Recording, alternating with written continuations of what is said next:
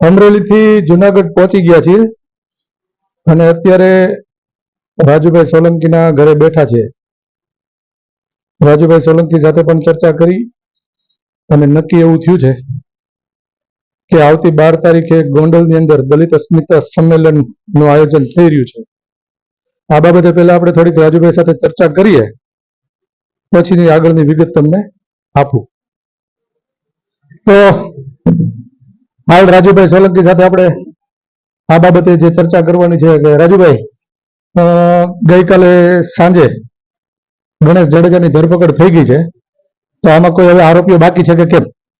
હા, હજી ગણેશ જાડેજાની ધરપકડ કર્યા પછી જે મારા છોકરાનું લોકેશન આપ્યું છે, એની જે વોચ ગોઠવી છે, એમાં જુનાગઢના કોઈ માણસનો હાથ હોય એવી મને પૂરેપૂરી શંકા છે કે જુનાગઢના કોઈ પણ માણસનો હાથ છે આમાં. બરાબર. અને હાલ અત્યારે પણ અહીંયા ઘણા બધા આગેવાનો આજ રોજ આવ્યા હતા અને 12 તારીખે જે ગોંડલની અંદર સંમેલન ગોઠવવાનું છે, તો એના વિશે પણ જરાક. જુનાગઢ સવારે 8 વાગ્યાથી બાબા સાહેબના સ્ટેચ્યુની ફુલાર વિધિ કરી અને ગોંડલ તરફ રવાના થવાના છે.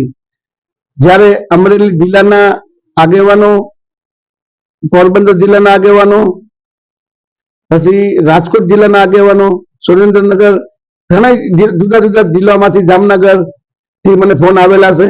ત્યારે બધીને પેલા મેં 10 તારીખ નક્કી કરી હતી. ત્યારે દીદી સોલંકીનો મને ફોન આવેલો કે ભાઈ 10 ની બદલે 12 તારીખ રાખો, જેથી કરીને કારખાનામાં રજા હોય તો આપણા સમાજના મોટા ભાગના લોકો આવી શકે, એટલે આપણે 12 તારીખ રાખેલી છે.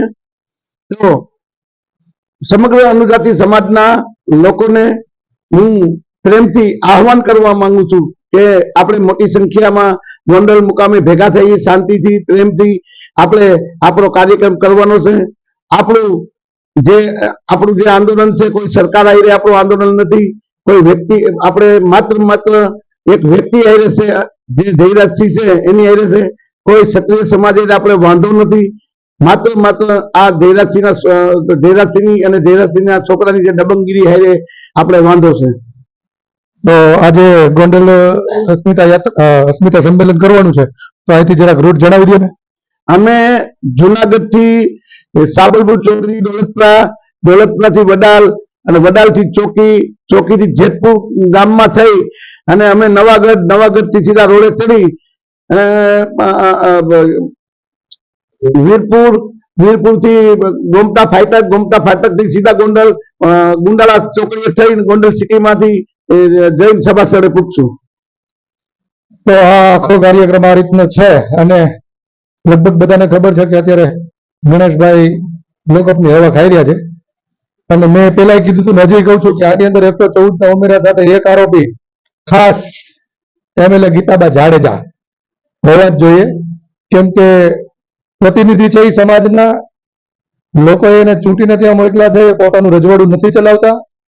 એને સામેથી એના છોકરાને પોલીસ સામે હાજર કરી દેવો જોઈએ કે મારા દીકરાની આ ભૂલ છે, જેથી કરીને એનું નામ મોટું રહી જાય, એનું કામ પણ મોટું રહી જાય. પણ એને સત્તાના આવેશમાં અને ઓલા મહાભારતની અંદર નહીં, ધૃતરાષ્ટ્ર આંખે આંધળા હતા અને દીકરાના પ્રેમમાં આંધળા હતા. તેમાં દીકરાના પ્રેમમાં આંધળા બની અને અત્યારે દલિત સમાજનો જે વિરોધ એને સહેવો પડે છે, એ હજી પણ 12 તારીખ સુધી સહેવો પડશે. 12 તારીખ પછી પણ આ તકલીફ તો રહેવાની જ છે.